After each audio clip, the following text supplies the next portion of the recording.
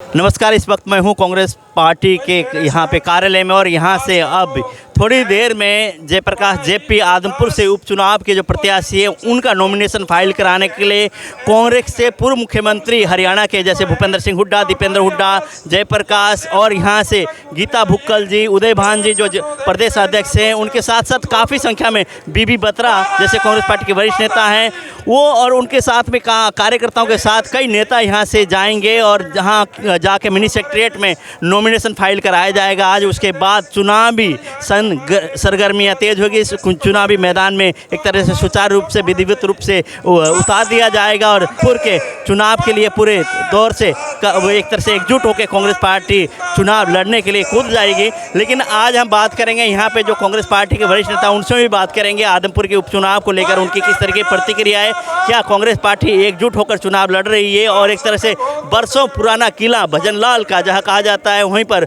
उस किले को तोड़ने के लिए क्या सक्षम हो पाएगी कोई पार्टी या नहीं। और कांग्रेस पार्टी की अगर बात करें तो यहाँ पे जयप्रकाश जी को मैदान में उतारने का क्या इस हिसार के नज़दीक कोई ऐसे चेहरे नहीं थे कि जयप्रकाश जी को दोबारा से मैदान में उतारा गया, या जयप्रकाश जी स्वयं उनकी इच्छा थी कि आदमपुर से उपचुनाव लड़ें, उस पर भी बात करेंगे। और कांग्रेस पार्टी किस मैनिफेस्टो के साथ आदमपुर में चुनाव लड़ेगी उस पर हम बातचीत करेंगे कांग्रेस पार्टी के वरिष्ठ नेताओं से भी, और पूर्व मुख्यमंत्री भूपेंद्र सिंह हुड्डा से भी बात करने की कोशिश करेंगे, अन्य नेताओं से भी बात करने की कोशिश करेंगे। फिलहाल हम लोग कांग्रेस पार्टी के कार्यालय में हिसार में, और यहाँ से कुछ ही क्षण में जैसे कार्यकर्ता नेता सभी लोग मिलकर जयप्रकाश जी के नॉमिनेशन फाइल कराने के लिए हिसार के मिनी सेक्रेटरीट में पहुँचेंगे।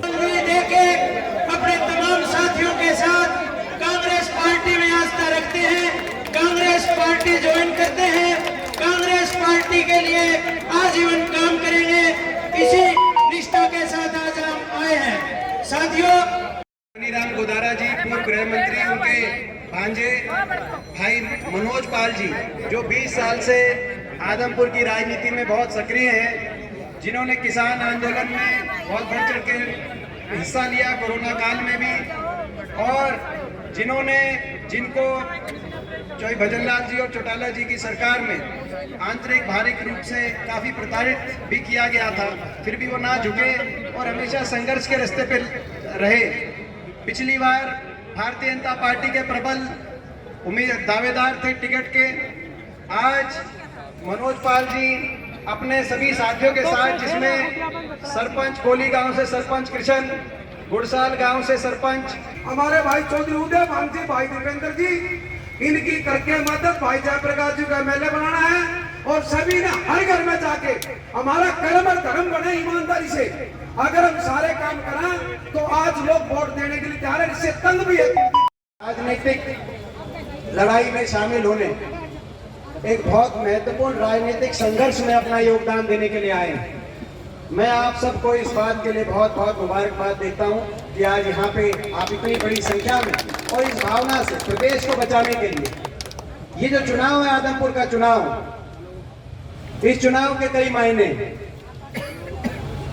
इस चुनाव का असर प्रदेश की राजनीतिक दिशा पे पड़ेगा। पिछले 8.5 साल में आपने बीजेपी की सरकार को देखा है, और पिछले 3.5 साल में आपने बीजेपी जेजेपी की सरकार को भी देखा, खट्टर दुष्यंत सरकार।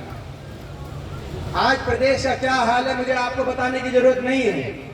जो प्रदेश 2014 से पहले हरियाणा प्रदेश देश में विकास में नंबर 1 होता था, विकास दर में नंबर 1 थे, कृषि उत्पादकता में नंबर 1 थे, पेंशन में डंके की चोट पे देश में सबसे ज्यादा पेंशन जिस हरियाणा में थी, गरीब कल्याण की योजनाओं में देश में नाम हरियाणा का था, खेल खिलाड़ियों के मान सम्मान में देश में नाम हरियाणा का था, अमन शांति में 10 साल किसी भी वर्ग को आंदोलन नहीं करना पड़ा, पुलिस को लाठीचार्ज नहीं करना पड़ा, किसी को सड़क पे नहीं आना पड़ा, स्कूल के बच्चों को या किसान को अपनी बात मनवाने के लिए जहाँ पे संघर्ष का रास्ता अख्तियार ना करना पड़ा, अमन चैन भाईचारे में देश में नंबर 1 थे। आज 8.5 साल की बीजेपी की सरकार के बाद वो हरियाणा बेरोजगारी में देश में नंबर 1, और ये भारत सरकार के आंकड़े, भारत सरकार बताती है, मोदी सरकार के अनुसार खट्टर सरकार बेरोजगारी में नंबर 1, नशे में आज हरियाणा नंबर 1 बनता जा रहा है, अपराध में हरियाणा आगे आ रहा है, भ्रष्टाचार में और लूट खसूट में आपस में महकमे बांट के जेजेपी के और बीजेपी के मंत्रियों में किस तरीके से हरियाणा को लूटने में पूरी सरकार का दुरुपयोग और हरियाणा के युवा के भविष्य को भूल गए। हर वर्ग के उत्पीड़न में नंबर 1, गरीब पे चोट, महंगाई की, किसान पे चोट, किसान अत्याचार में नंबर 1। 750 किसानों को अपनी जान कुर्बान करनी पड़ी, कुछ नया मांगने के लिए नहीं, जो था उसको बचाए रखने के लिए। बदलना चाहते हो तो एक बार हाथ खड़ा करके बताओ, इस सरकार को बदलना चाहते हो, इनकी छुट्टी करना चाहते हो? जिस सरकार ने पार्टी का साथ देने का निर्णय किया, जब कांग्रेस पार्टी ने देश की सत्ता बदलने के लिए इन साथियों के सहयोग की जरूरत है, इसलिए इन्होंने अपना इसमें योगदान दिया। हम इनका धन्यवाद करते हैं, स्वागत करते हैं। और साथियों में एक लाइन की बात कहूंगा, क्योंकि आज इसमें कोई दो राय नहीं कि आदमपुर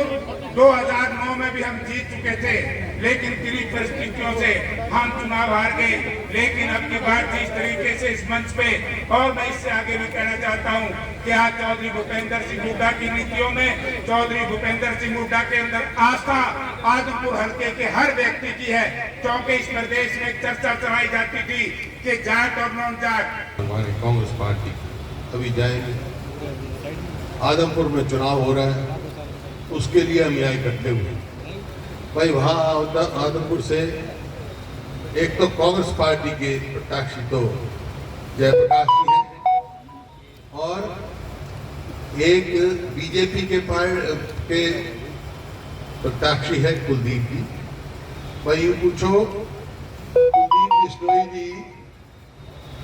कुछ दिन पहले कौन सी पार्टी में थे,